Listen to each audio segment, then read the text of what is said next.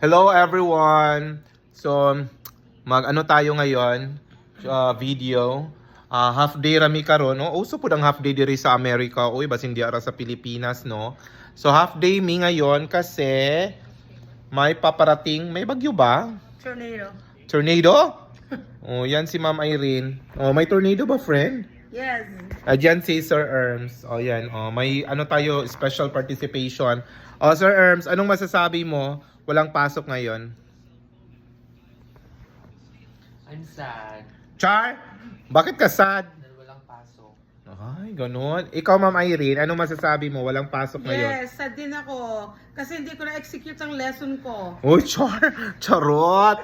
Ganito talaga yung mga teachers sa North Carolina, guys. Very idealistic talaga.